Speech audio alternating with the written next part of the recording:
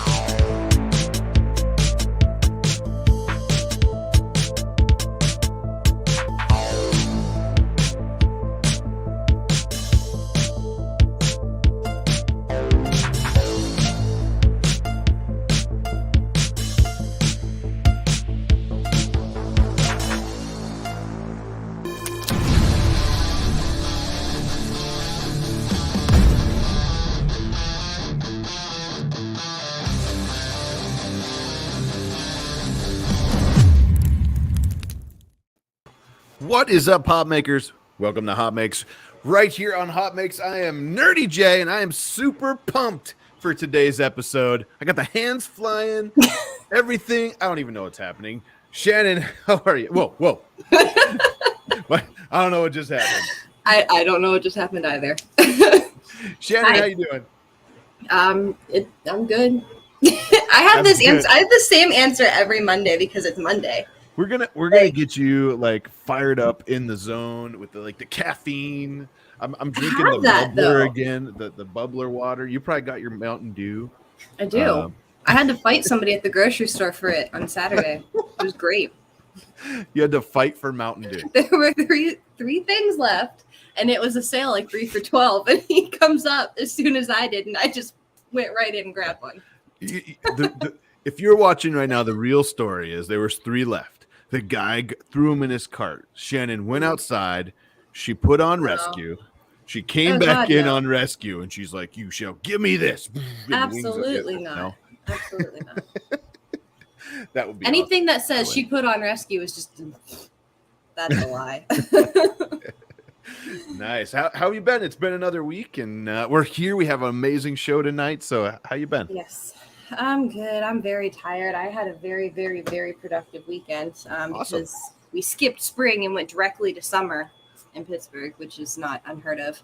My friend asked me last week, like, I heard it's snowing, and I was like, well, we're currently like in the 8th season of the day. So, no, but I just been working on a lot of stuff. I have like five or 6 weeks until a convention that I have a table at. So it's nice. Nonstop. That's going to be awesome. I hear you with the weather. So it was crappy last week. Beautiful all weekend. 70s, almost 80 on Saturday, and in high 60s, almost 70 on Sunday. And then today, 40, 38, 40. That's us in the middle of the week, but it was like 87 all weekend, so it was really hot. Now there's storms coming in, and it's only supposed to be like 40 all week. But that's what they're saying here. It's supposed to be really real cold again. But today I'm super pumped. I'm old, I guess we say. I'm super pumped because we're getting new windows. We started today getting new windows. So I had 13 windows, and I stayed home. I took some time off of work, and I'm home for today and tomorrow. And I'm helping the dude because I want to know how it works. Like, I want to know how they're installed. I want to know how it works, just because that's how my brain is, right? And yes, we're getting windows, but it is freaking cold. When you have a whole floor of your house with no windows at all in them, it gets cold fast. What is is Gary having a heart attack? I don't know. You knock that over. I think Gary just had a seizure. Oh, Gary. Did you take a bite, Gary? Oh. But yeah, we got an amazing episode tonight. Don't forget, anything we show HotMakes wise is in the description below. There's a link. Click on that and jump down there. Find all the cool stuff and more. So we had a ton of submissions, and we can't get to them all because we have an amazing guest today. But there's all in the link below if you want to see them. Also, considering hitting up the what do we call it? The Oreo fund, the HotMakes fund, whatever you want to call it. There's a PayPal link. I believe Nightbot's probably blowing that up, and you can hit it in the description below. We always appreciate that. Thank you so much. What else we got? Yeah. As usual, we are everywhere tonight. I feel like we're like taking over. We are. So we're on Taking over Twitch. the world. We're on. What are we on? Facebook, YouTube. I don't even know what our count is on our main channel right now, but make sure you guys are on the main channel as well. Nice. And then I'm over here manning Twitch for you friends that are watching us over there. So thanks for that. That's pretty much all I got. So say this every week. So David Wilson brought up a point, and I want to address this right away. Okay. Oh boy. So he said the Shannon Goes to Murph Fund. I feel like we discuss this every stream. So we have the full disclosure. I believe as of now you can't come to Murph, right? I think it's not going to happen, guys. Okay. Nothing this summer or fall tentatively is going to happen because I can't pay my rent right now. So thanks, taxes. So Shannon, unfortunately, she can't make it to Murph with us. But what we're gonna do is, I don't know what we're gonna do. I'm not gonna be on a robot like you guys want. Just stick her head on a robot to drive her around. No, I just want to let everybody know because when they say like Shannon Goes to Murph Fun, I don't want you to have any false hope. This year it can't happen. Maybe next year, and maybe we'll talk about Earth when Earth gets closer. But guys, like my life's on standstill right now. I mean, you all know that I want to go to like California, and that's in the air right now. So it's just and if you guys want, and David Wilson says Shannon pays her rent fund. Shannon does. Honestly. If you check out her Twitch, she has a place you can donate straight to her. So you can leave HotMakes out of it, which is totally cool with us too. I think it's coffee, right? I don't know if it's coffee or Ko-Fi, but yeah. Ko-Fi, coffee. It's on my website. I think it might be on my Twitch. I don't know. I haven't touched my Twitch description like at all, so it might be there.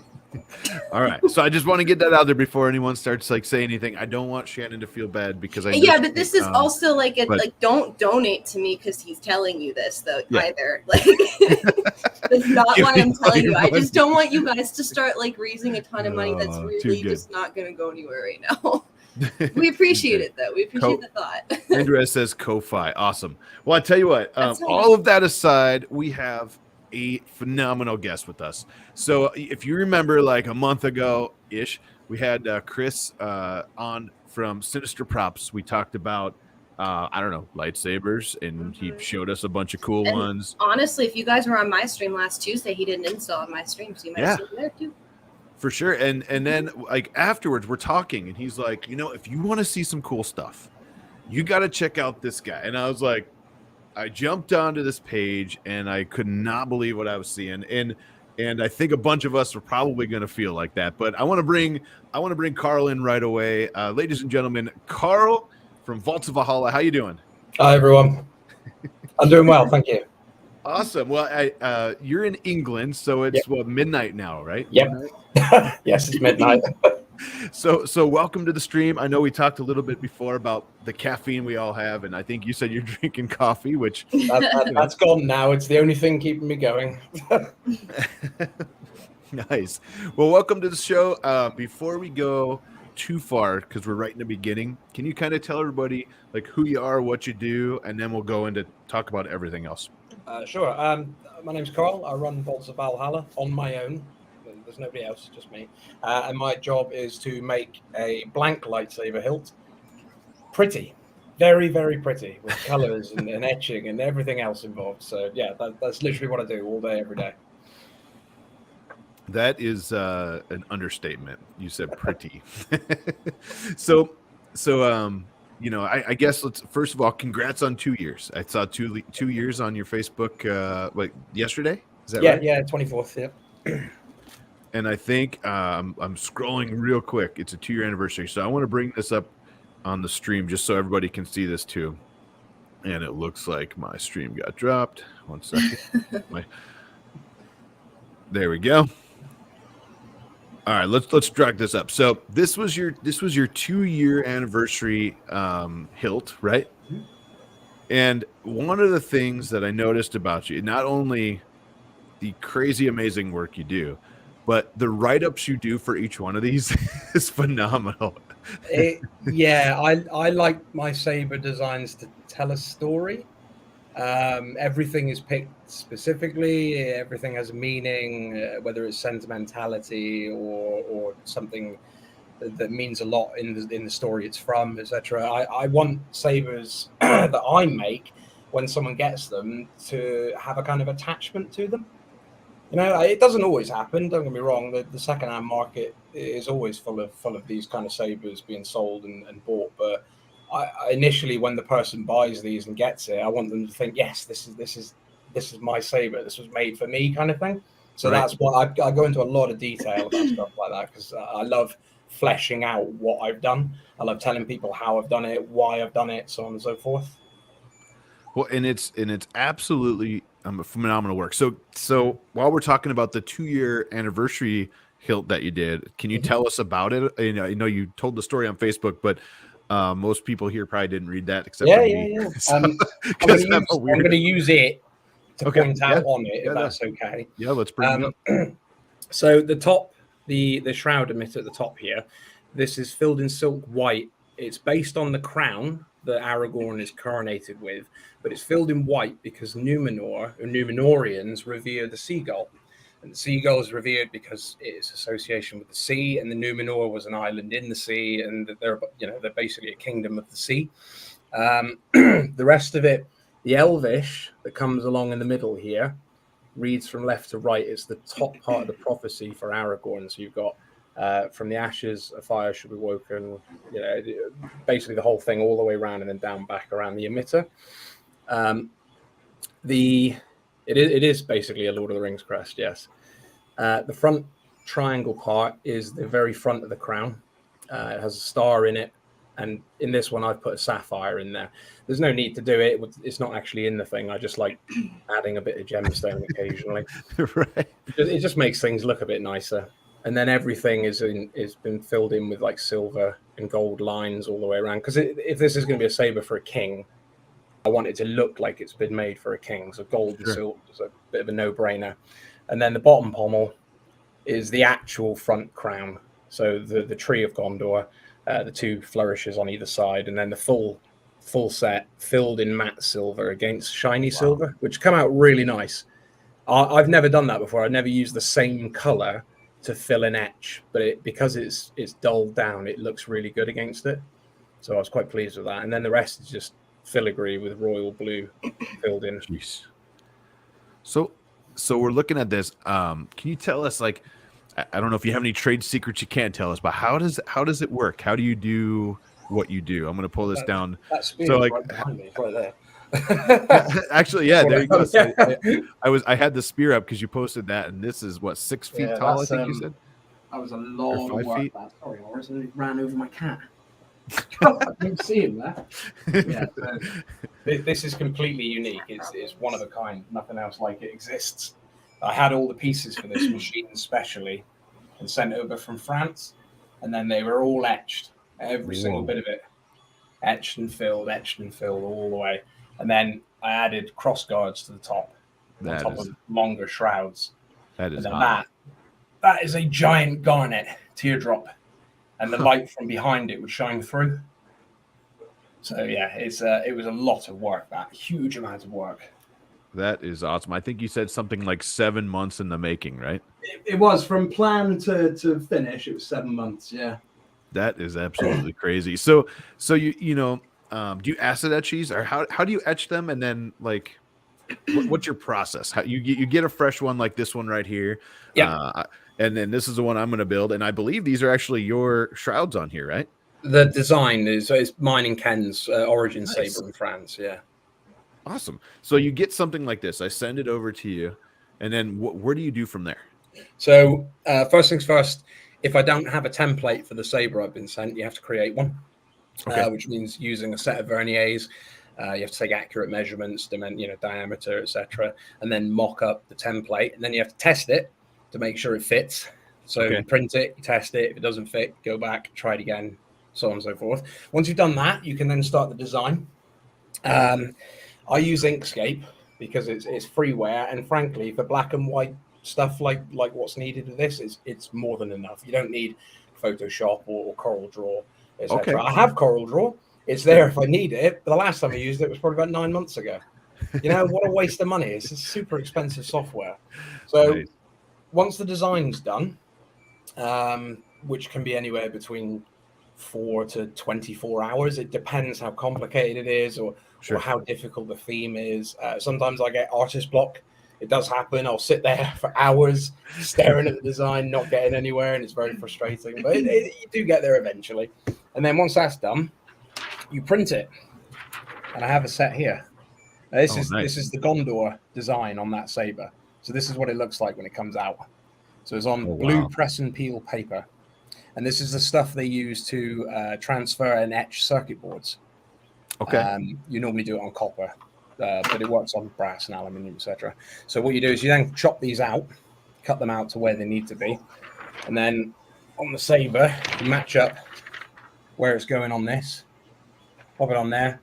Once it's cut, obviously, and then you tape it all the way around really tightly with thermal tape. So tape that can resist high temperature. Sure. As tight as you can. It's got to be pressed flat against the metal. It's got to be absolutely solid. And then you stick it in the oven. Sounds mad. You can use a food oven. It doesn't do anything to it. Honestly, my gas bill, like when I'm doing the transfers for that day, is nuts. Like it'd be like 12 quid instead of the usual form. But yeah, you put that in for about 15 minutes. The problem is the temperature. Now, it's different for every toner. Okay. So I use a Xerox printer, and it's specifically a printer that I researched for acid etching because the toner in this particular printer has a really high pigment count, so it's brilliant for acid etching. That printer toner likes about 160 degrees centigrade, not Fahrenheit. Centigrade. Other printers I've seen, there's a Samsung I've used before, that was 170. Then the problem is if you variate the degrees by too far, you'll get bleeding, you'll get blurring, you'll get, it'll ruin the design. It won't look right, and you'll have to do a lot of fixing unless you want to reprint it and redo it all. So yeah, it's been a lot of research, a lot of big learning curve from start to finish, like figuring out what's best where. When I first started, I was basically just ham fisting it. The temperatures weren't precise, so I was ending up with a scriber in my hand, fixing it by hand and using bits of paint and fixing it it was a nightmare. Now I've pretty much got it down to a nice process where I know what I'm doing. So that is super cool. So you take the paper, you put it on there, you bake it. Then what happens? The ink transfers to Okay. So the back of this, you'll see it's shiny. Right. Yeah. So that's plastic. Okay. It's got a plastic back to this. So once the ink transfers, the toner melts, sticks to the metal, and then when you pull this paper back off, it pulls the blue off with it. So this will all be transparent once it's done. Gotcha. It would just be transparent paper. So the plastic itself, because it's bonded to the toner and stays on the metal, it stops the acid hitting the metal where it was. Because plastic is resistant to ferric chloride, which is what I use to do my etches. So nothing can get through it. It's what gives the design the way it works on the metal. Got it. There you go. So Andrea said, ferric chloride. By the way, we had I used to use copper donation when I first started for aluminium, but frankly, I prefer ferric. It's faster, it's easier. You don't have to sod about with mixing it. It's just so much easier. It's messier. It's horrible stuff. Don't get it on anything metal. It'll ruin it. Don't get it on your clothes. It'll ruin them. It's a nightmare for that, but it is so much better for quality etching. That's awesome. So real quick, Andrew, thank you so much. $10, not for the Shannon to go to Murph Fund. That's what it was specifically for. So you have a hilt like this. You throw it in the oven. You peel it off. You have it etched. You throw it. You just toss it in the acid. Well, no. Once it comes out of the oven, there's more to do. It doesn't just go straight in the acid. Unfortunately, the first thing you'll learn if you're etching metals, even with your press and peel, even with a perfect transfer, you never trust your resists. Never. Don't trust them. They lie to you. There are tiny little holes that you can't see with a naked eye. You'll get pitting in them. It's an absolute nightmare. So no, I spend about up to a week on my round of sabers masking everything. So I will use tape on large areas that don't need etching because nothing gets through tape. I'll use nail polish on other areas like right angles and stuff to stop it getting in the corners, which is an absolute nightmare. I don't know whether you've ever tried to mask a piece of metal at a 90-degree angle. You put paint on that, the edge just comes straight back out again. The paint doesn't stick on the actual edge, so you can cover it, and then the acid will hit the edge and it will still eat through it. It's an absolute pain. So yeah, I mean, you thought it was simple, Jim. It's not. No, I'm learning. I mean, like, I don't know about y'all out there. Let us know in the chat what you think, but I'm learning a ton right now. Well, and also, if you have questions for Carl, let us know. Geary is going to star him, and we're going to come back for questions, towards the end here. But so you mask it. You spent maybe like a week on something like this, just masking it off and getting it ready. See all the black on these. Most of the time, unless it's super, super fine, like the writing, for example, I will go over them with a 0.5 mil acrylic paint nib. So I will hand draw the design over the design just to stop the tiny little holes where the acid might get in and eat it. It makes a world of difference because it means that your designs come out super shiny with no black holes and pitting everywhere. Which happens a lot with acid etching. It's unavoidable in some cases. Even I get them, and I don't tend to get them in the designs. I tend to get them elsewhere where I've used a big load of nail polish and something hasn't dried properly somewhere and it's just gotten through. But it's almost impossible to stop. It is literally, if you start acid etching, you get pitting and you get damage and stuff like that. It happens. Don't worry about it. Everyone gets it. Don't panic. Well, and I imagine, I bought this, I sent it to you, and if you don't take the time and detail that you're putting into it, this could just be a ruined mess pretty quick. Absolutely. Yeah. Thankfully, I've yet to ruin a hilt, like actually destroy a hilt where I just wanted to throw it away. Right. In fact, if things go wrong, it can be saved. There are ways to make it look good, despite the fact that it's gone way beyond where it's supposed to be. It's funny because there's a couple of sabers back when I first started etching, and my first experience with putting metal in the acid and not really knowing how long it was supposed to be in for and things like that. It came out, and I remember looking, hey Chris, and I remember looking at the metal, thinking, my God, I've ruined this. It's destroyed. It looks terrible. But honestly, you cannot make that decision until you finish cleaning and polishing and sanding. Until it's all back to normal, you can't look at that and say that's ruined, because it will surprise you. It'll come back out of it looking absolutely brilliant when you thought it was wrecked, which makes no sense whatsoever. But it does happen. It's happened a couple of times. Oh man. So you spend, I mean, by now you have a couple weeks into the design, into prepping, into transferring and masking, and then the acid. How long does the acid part take? You dip it in something? You paint it on? How does it work? So you dip it, you submerge it in this instance, which is another problem, because if you think about hilts, just big long tubes with big holes in either side of them. So you also have to make sure the inside is sealed off as well, which I kind of invented a process that I gave everyone freely in the community. I didn't hide it. I put a big live stream out about it, and now every etcher I know uses this. Nice. So everyone used to tape the inside of the hilt.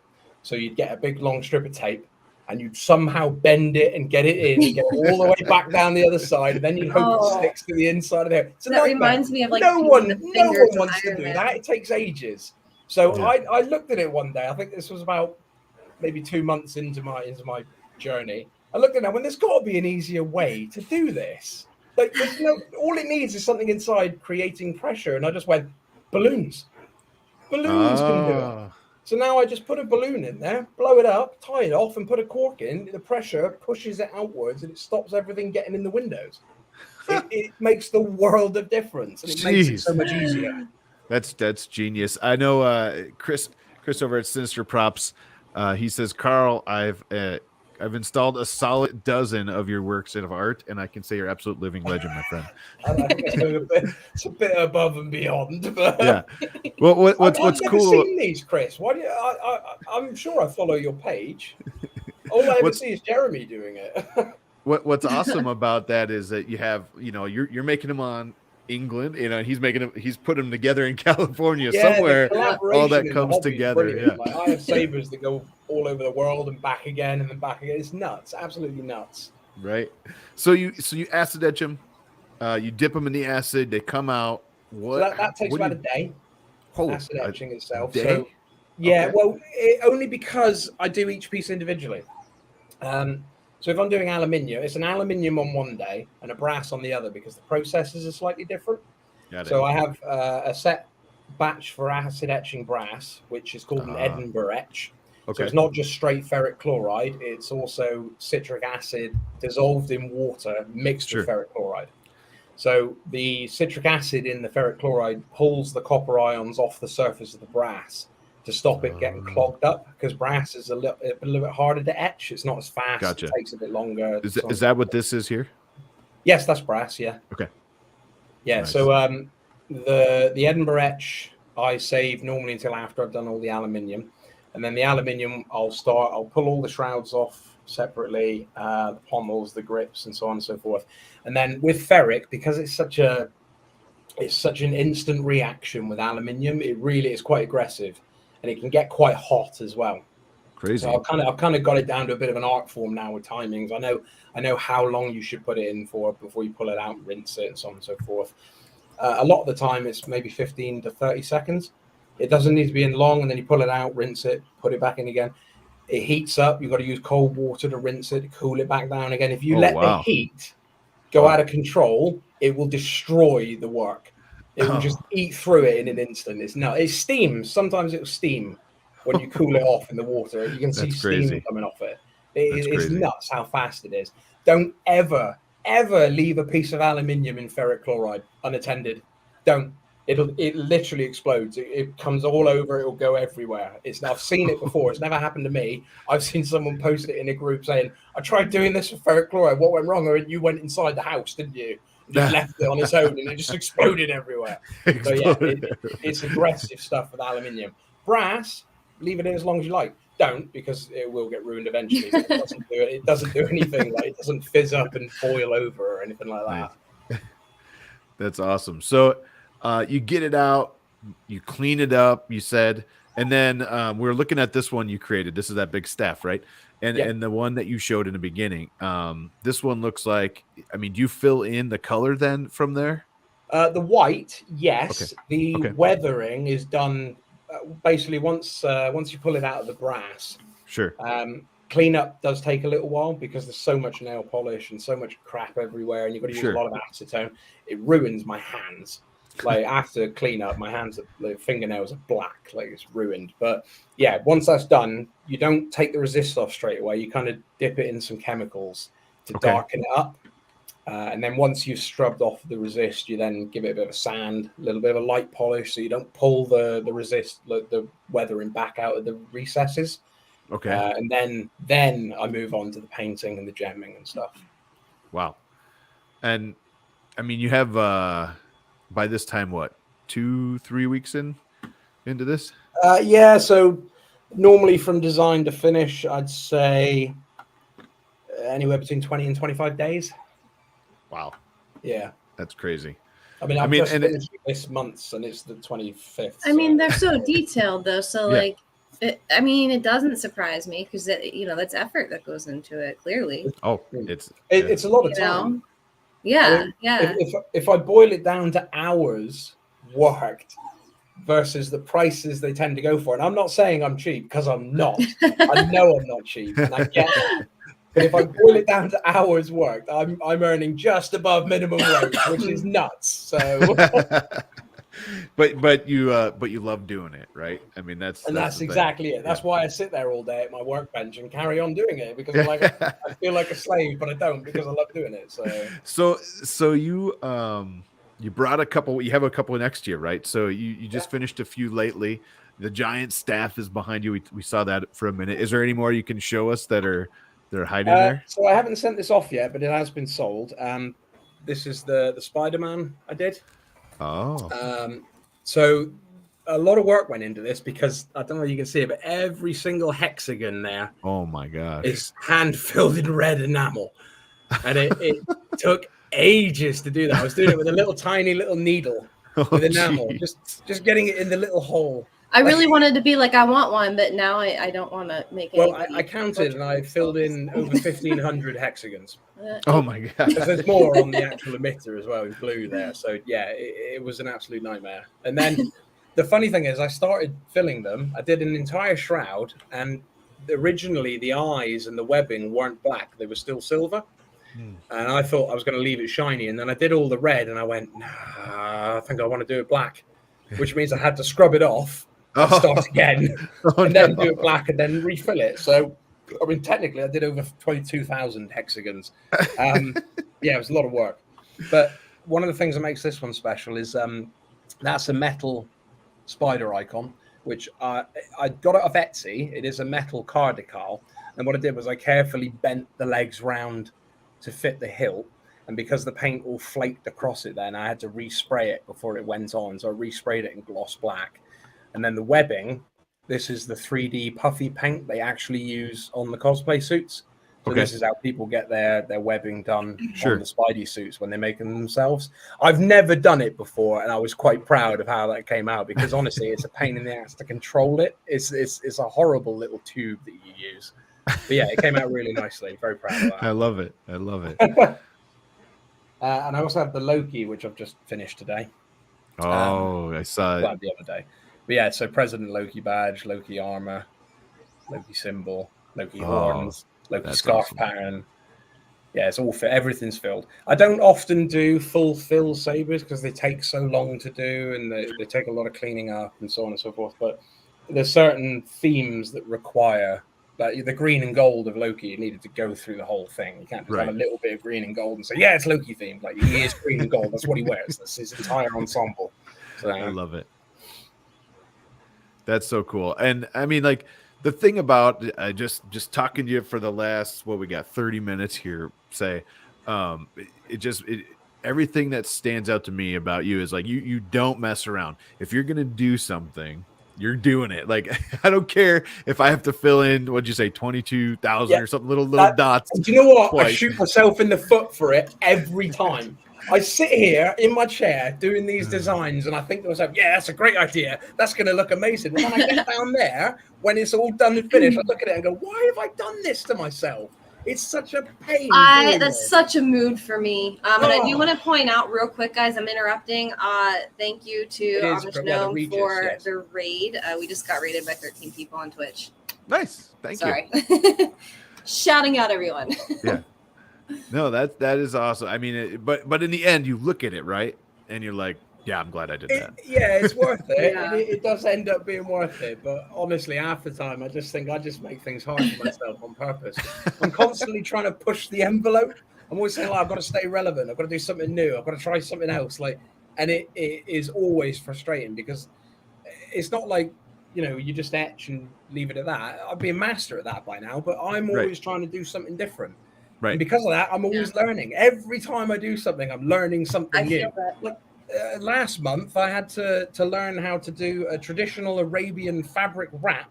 I had to turn it into a grip. And anyone knows that if you cut woven fabric, it frays apart. Is that There's this one? There's no way to do it. That's the one. Exactly that.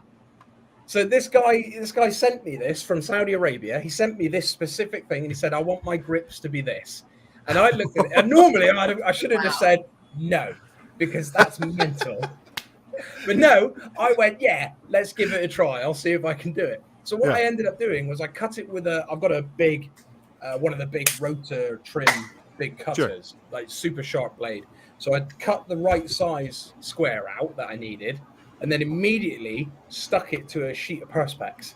Like a thin sheet of Perspex, so like glue all over it, just straight down, so it didn't have a chance to start fraying. Nice. And then I hand glued all the edges around the square to stop them coming apart at the edge as well. And then I folded it over, used my leather punches to punch through the plastic, and then sewed it like I would a leather grip. But because it's plastic, it doesn't stretch. It's really tough, and it was wanting to go flat all the time. It was a nightmare. I'm never doing that again. That is a one-off. Never again. That's phenomenal, and I mean, it looks amazing, and it looks like it sounds like you learned something new, right? Oh, yeah, in many ways, yeah. I've never taken a Dremel to my own work before. There's your so stitches. That was new. He went, yeah, can you battle damage 2 of them? Or what, you want me to destroy them? Like, yes, basically. So I saw that. Here you go. I absolutely love that, by the way. I think I saw this the other day when you posted it. I love that. I love how that looks. I would like to point out I've never done that before. That's the first time I've done that. I've seen people do it, and I just took that as my guideline and went, yeah, let's give it a go. And that's what happens. That's how I do things. I'm like, yeah, let's give it a go. Let's just try it. So you etched it first and then tore it up. Yes, exactly that. Crazy. It looks awesome.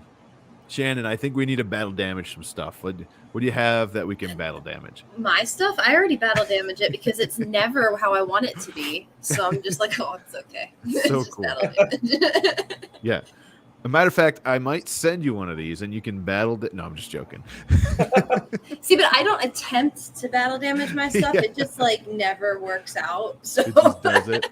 So I'm on Carl's Facebook page. Oh, the Crown Royal. I mean, you must get that was an unusual one. I was gonna say you must get some just crazy requests, right? What's the weirdest? Yeah, I get some varied requests. I haven't had anything that I'd actually consider crazy just yet. That was difficult because of the amount of themes on it. You know, the Crown Royal stuff looks great, but then he wanted, there's like 15 fandoms also on that saber. So. Oh wow! Oh yeah, there you go. So yeah, it's Firefly, Rick and Morty, Jurassic Park, Ghostbusters, Settlers of Catan, Legend of Zelda, Batman, Hitchhiker's Guide to the Galaxy, Futurama, Doctor Who, Star Trek Voyager. Like, it's nuts. All of it's on there.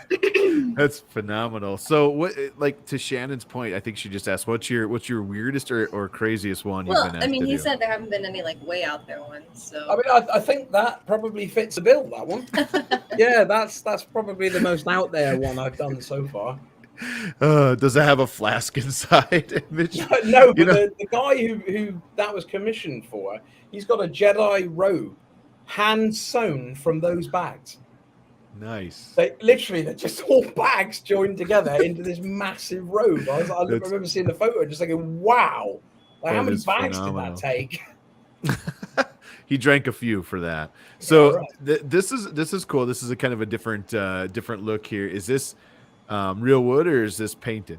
Oh no, it's real wood. It's wood veneer. That is Brazilian rosewood. If I'm doing a wood look handle, I prefer to use real wood. It's a bit more of a pain because it splinters and flakes if you're not careful with it. And whatnot, sure. But it does look better. I kind of went for a steampunk look with that. Yeah, I saw that with the pipes. That looks really cool. Yeah, it's not something I've ever done before. And the trigger guard, again, my God, that was interesting. I had to file that out to fit the curve of the hilt because it's flat. It was flat originally, so I had to get a big hand file and just go at it. That's super cool. I love it. I mean, so you've been doing this for 2 years now, right? That's and right. Something we completely skipped over. How did you start this? Like, what in your head said, I'm going to start making, how did it start? Let me just answer Chris's question first. Sure. My favorite Lord of the Ring theme saber I've made. I've done Saber of the Rohan Guard. I've done the Saber of the Fountain Guard. I've done the Saber of the Numenorean Kings. I've done the Saber of Aragorn. I've done the Saber of Tariel. And I've done the Journey, which was a representation of the Fellowship's journey with Sauron and so on. So, big staff that was. And so far, I honestly think the favorites I did were the 89 Sabers, Fallen, Saber of the Fountain Guard, Saber of the Rohan Guard, because they were paired into a staff.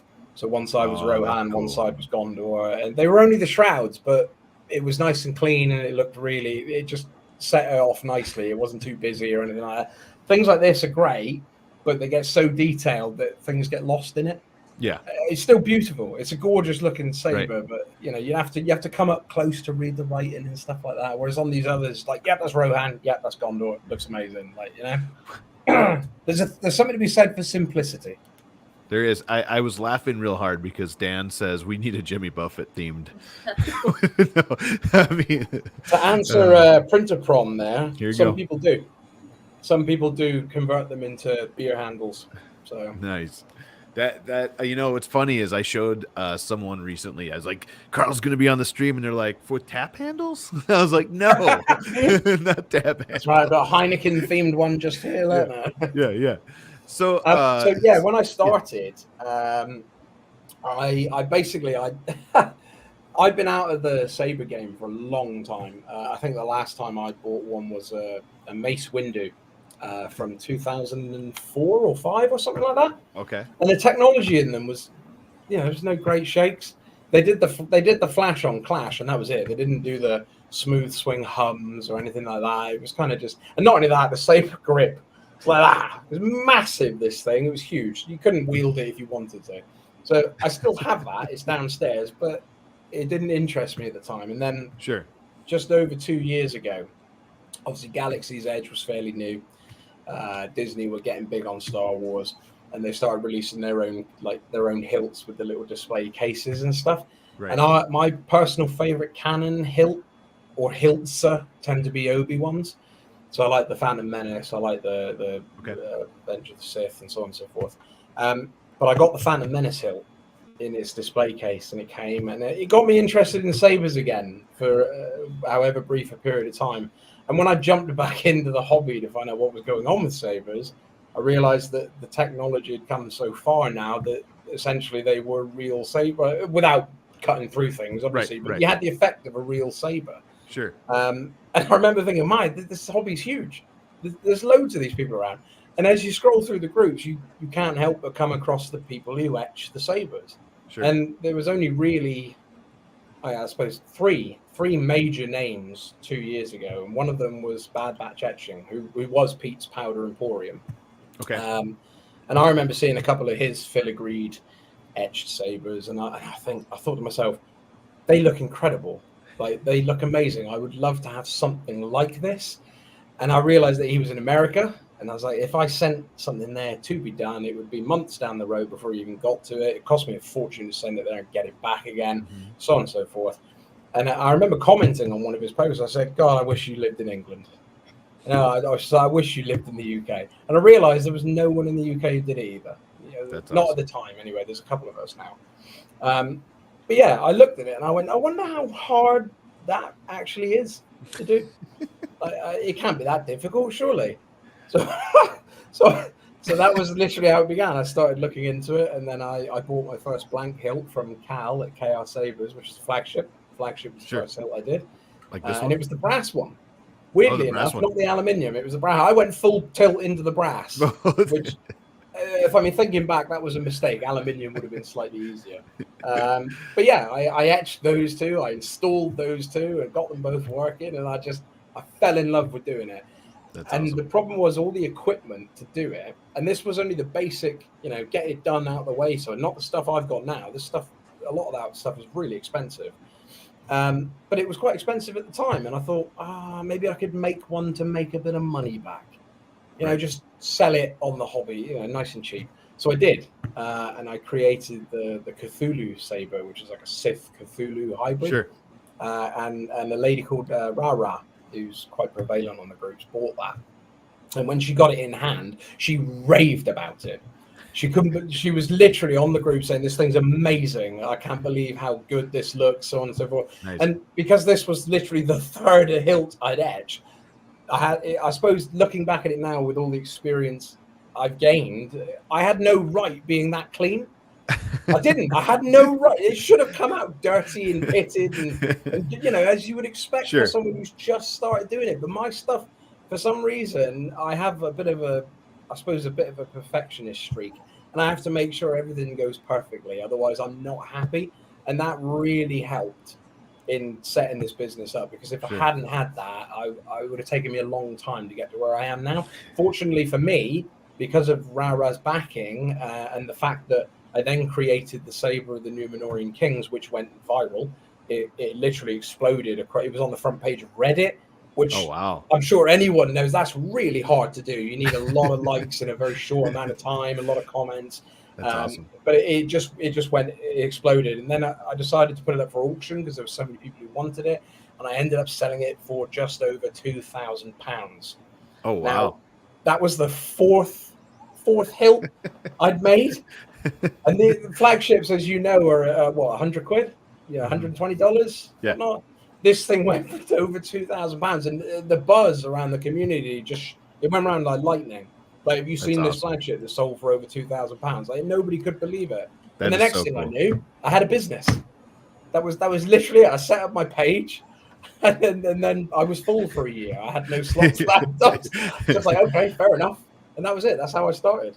Did you decide at that time, okay, this is where I quit my old job, or did you try to do both for a while? No, I did both for a year and a half. Oh, wow.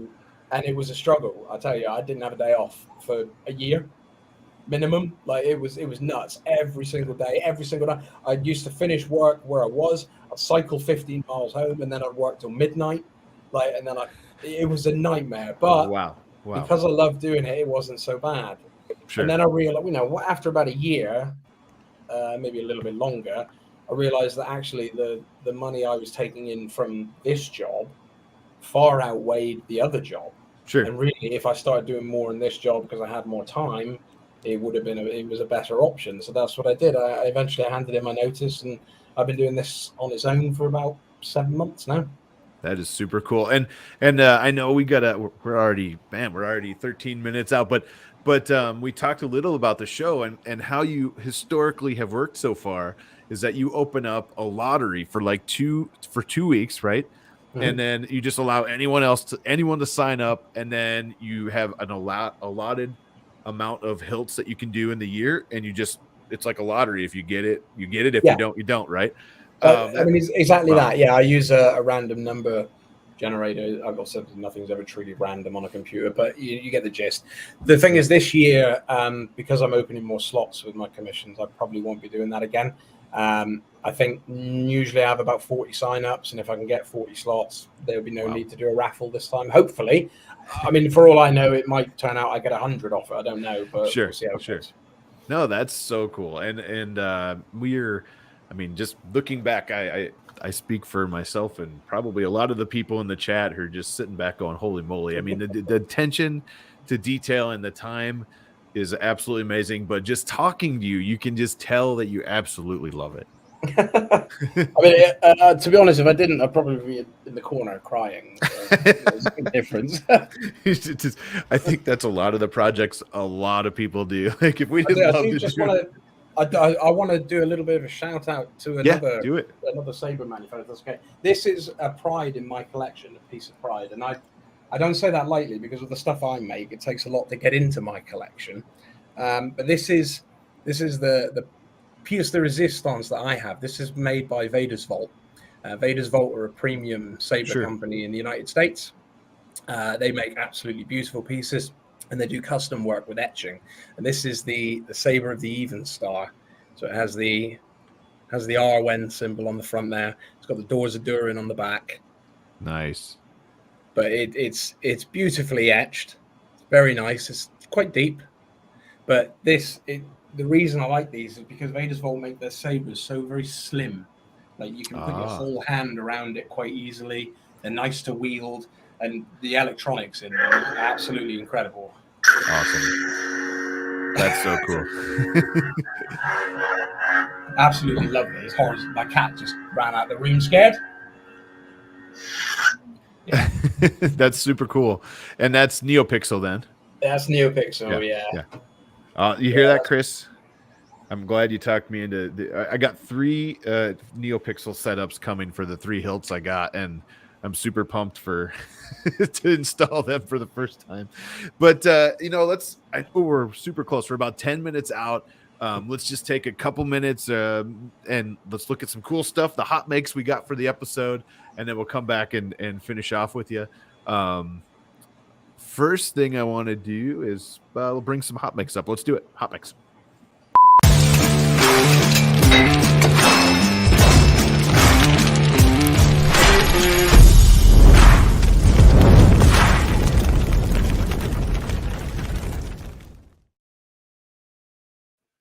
All right. So the first thing we got here is Shannon. Who's this? Who is this? I forgot who you said it was. This is Baron. Bear's in Baron, the okay. chat, actually. Oh, At nice. least he was earlier. But we saw this a couple weeks ago. He showed it on my stream, and it's just there's a lot of detail in there. So Yeah, I think they said it has 1,500 individual coins, over 3 million polygons. That's pretty dang awesome. Do you 3D print on your side over there, Carl? I own a 3D printer, yes. I use it for making chassis occasionally. Okay. Practical stuff mostly, door stops and hooks and things like that. It's a very handy thing to have. Very handy, I must admit. It is. This is super cool. 1,500 individual coins, 3 million polygons. That's pretty awesome. Nice work. All right, what do we got next here? Blasto. I don't know if I saw Blasto in the chat yet, but he says he built his dream Game Boy Color with boxy pixel CNC aluminum shell and buttons. I love it. Really It's cool. USB-C rechargeable, and this thing's awesome. Game Boy Color. I lived on that when I was a kid. I know, right? Nuts, man. and I love that people are recreating them. Yeah, it's like the games are a thing right now too. Yeah. That people are recreating. Well, that's the next one. So he's got the first or the second two here. So his next one, he said he went out and bought about 12 new cartridges off eBay in the last few days. So he needed something. So he printed this this holder here for it. I still have that Game Boy camera. Oh, boy. Nice. The blue one, yeah. Where you watch your It was acid terrible. teachings, He man. had this horrible little printer with it, and it printed out these horrible little line dot matrix stuff. It was awful. Nice.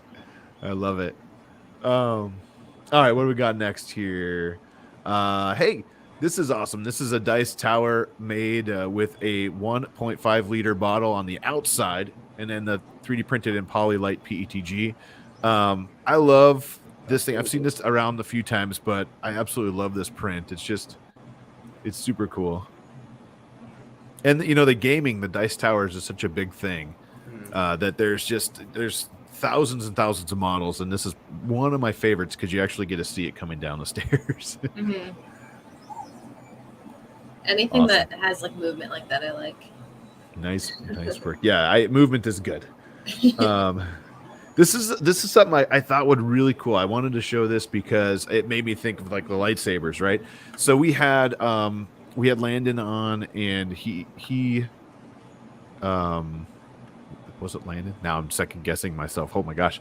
Anyways, he gets some crazy 3D printing, and he does metal and all sorts of cool stuff. And this is he says NASA made alloy GRX 810. It's very tough to machine into an additive powder, so you can actually print with it. The future's it's cool, but it's hot. 1,000 C. If I could read the writing in front of me, 1,000 C to make this and print with it from this powder. Look at that, super good. It'll withstand 1,000 C. It's photo of the NASA workbench with a Creality Ender 3 on it, the little 3D printer. Yeah. In the middle of NASA, there's a little 3D printer like. Now I need to read this article because I think it's super cool. It's super high tolerance as far as heat goes, and an additive powder. It just makes you think like, what's next? All right. Subsector 3D, I'm going to need a lot more Polyterra Army beige for many more busts like this. I thought this was pretty sweet. Nice work on that. Where was he at in Star Wars? I can't remember. Just joke. Gorilla wasn't in the chat to correct you, so. I had to. Oh, all right. What do we got here? Local Maker Michigan. I had to do this. I don't know if Dan's with us tonight or not, but he said anyone screenshot the misery of Dan eating heaping mound of Vegemite. First of all, I didn't even know Vegemite still existed. Yeah, and Kieran will gladly probably tell you in my chat. and two, the face after he actually eats this is just phenomenal. I'm not He's surprised. like, nope. Oh, so good. Dan, you're with us. It sucked, he says. So we can now call you the Vegemite kid because you're the only one I know that has eaten this since I was a kid, probably. Nice work. All right, what's next? Miller 3D Designs, laser engraved mirror and custom frame. I'll pop this open. There you go. So that's pretty sweet. A laser engraved mirror with a custom frame and some LEDs in there. Yep, and if anybody's not aware, that is the Maker Deck logo in there. There you go. And they tagged the Maker Deck right there. And Chris, I'm surprised Chris isn't here. Chris has missed all of the good Star Wars stuff recently. Like I know usually you say lightsabers and he starts twitching. All right, Chris Russell just finished lasering this tile. This is actually done on the Fucos FE20. It is 2 colors of paint on a white tile, and then he basically you change as far as depth of you change how what's the easiest way, the speed and the power of the laser, depending on how far you want to burn down. And I did some videos on this too on my channel, and this is a really, really good job here. Nice work on this one, Chris. The greens pop, the whites pop, super, super good. And I love it, the Grogu there. All right, what do we got next? Kit posted a whole ton of these, and I only have time to show one today. But he has made a new 3D printed action figure set. There's another one that he printed that he just has lines and lines of these lined up, and some of them are painted. And I think it's really cool. Yeah, kind of. Yeah. And it's my 3D printed action figure is what he said here. But it's super cool that you can take something, design it, and then print it like you said. Yeah, absolutely. Nice work. I know I'm going through these kind of fast today, but this one is the from AI Build. This is one continuous 3D print with changing angles and no supports. This is a 360-degree multi-planar print, and I gotta show you this 15 seconds. When I saw this, I was just like, "There's no way." Let's see what you guys think of this. So the printer can move. Yeah, okay. Oh, that makes sense though, because it's just clinging to the surface of what's already there instead of being put layer on layer. So, yep. That is just out. I mean, that's just awesome. I mean, the technology is going so far, so fast, and we'll be 3D printing everything in a minute. We can already do this. Right. All right, what do we got next? Pantheon Design. Oh, this was cool. This was 3D printing in the back of a truck. Of course.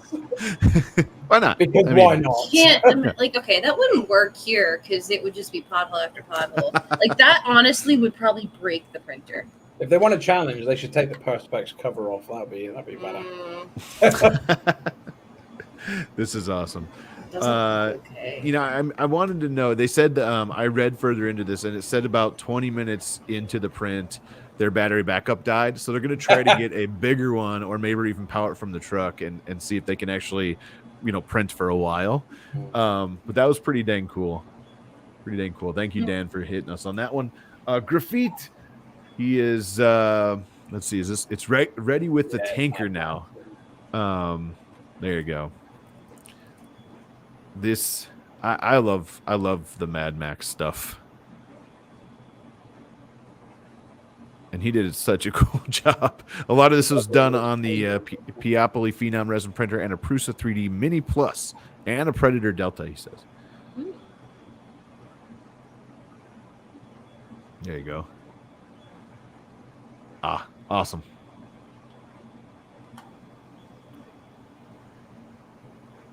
And then the last two here, Stephen Poole. This is an air raid siren, and it's very loud. I'll take his word. So I had to throw this in because Stephen did it right. He used the HotMakes banana for scale. And I saw that. we can I was actually very see proud. the scale of this. This is the official HotMakes banana, Carl. How is it? Yeah. It says HotMakes official right on it. No. Tom 3D printing llama designed this, and we always give everybody a hard time because when you see something, you never know what the scale is. It's just hard to tell what a scale is from a picture. So we always say, "Where's the banana?" And he came up with this, which is really cool. And last but not least, I left this one specifically for Carl tonight. This is the Aaron Flaming for Laura Moses from printables.com. This is the Loyal Saber. Oh, there we go. The 3D printed Loyal Saber with the Kyber crystal. Yeah. Yep. There's a dude who 3D prints Lord of the Rings sabers. So he's done like the Anduril hilt and things like that. And I would love to have one in metal. Yes. For me, 3D printing is I can't do anything to it. It's plastic. I can't put it in acid. It won't do anything. Just I tend to steer away. But they look really cool. You can They're cast it properly. Yeah. Nice. Well, nice work on that one. And everybody, if you want to see those and more, don't forget, link in the description below. Click on that. You'll see everything from the episode as far as the HotMakes goes. So, Carl, I know we're up against time too, but before we go, one more time, who are you? What do you do? And then where can everybody find you? Hopefully they can't find me because I try to stay away from it. That's not a joke. I haven't left the house since the 4th of April. Oh, Okay. I've become a hermit. All I do is work, and I have a cat who keeps me company. Does your cat go get your groceries? I mean, that's no, I just order online. It's so much easier. They bring it to your door. I don't have to do anything. It's brilliant. He's literally not kidding. That is awesome. I'm not kidding at all. I left for the 4th to get a haircut. That's it. And nobody I has cannot seen do the it at haircut. home. I have to get it done elsewhere. So, oh man, yeah, a bit of a pain. Awesome. But so I'm Carl. I'm Vaults of Valhalla. You can find me on Facebook under Vaults of Valhalla. Funnily enough, www.vaultsofvalhalla.co.uk. And I have an Instagram as well, which is at Vaults of Valhalla. So awesome. And if we want to get in on the next lottery or whenever you open it up, how do we do that? How do we know that on Facebook? My list reopen is coming up in May for June, which is when all my slots restart. It'll probably be the first 2 weeks of May, so look out for the post within the next week, literally. I'm going to be opening the slots up further this year, so there'll be more slots available. So if you do want to get on board, there's a good chance you will get on board this year without me having to raffle them off. So. No, that is super cool. And you know what, though? I got to say, what a problem to have. You got to raffle your work off. Darn it. Honestly, I mean, it's slowed down now. I think mine that's peaked now. I'm kind of coming into the nice level curve. But back in the day when I brought out a new Sabre that was a project, I couldn't move for the amount of people saying, I want it. Please let me buy this. It was ridiculous. I had to fend them off with sticks as opposed to actually selling the units. Now, I might get one or two people saying, yeah, I'll have that. Yeah, I'll have this. I think the hype's just finished now. I'm just steady. It's nice. Nice. No, that's awesome for you. We really appreciate that. Anything else, Shannon, before we go? No, not on my end. I'll be on my own stream tomorrow, and I think Chris, I don't know if you're joining us. I'm just assuming that you are because it's Tuesday. But that's about it for me. Awesome. Can I just say I appreciate the British Avengers hat, by the way. As a Brit. Yeah, it's like my favorite thing. You guys are gonna make me get like emotional. This was Downey's assistant's hat. He passed away, and I talked to him off and on. So I got it from a mutual friend as a gift for my birthday this year, and it's like my favorite thing. Oh, nice. So yeah, it's set hat from Ultron. Nice. Awesome. Well, everybody else, don't forget #HotMakes. Keep tagging us with the cool stuff. We'll get you in there. I promise we have an awesome show for you guys next week too. But Carl, thank you again, man. We really do appreciate the time. I know it's 1 a.m. your time right now, but we definitely appreciate you hanging out with us and being able to be live with us. Everybody in the chat, let Carl show him some love before we go. But hashtags don't work. You're okay. You're fine. Yeah. Well, no pictures. But everybody have a great week. We will see you next week right here on HotMakes, 6 p.m. Central. Carl, hang out with us. We'll be right back with you. Everybody else, you guys have a great week. We'll see you next time. See you later. Everyone.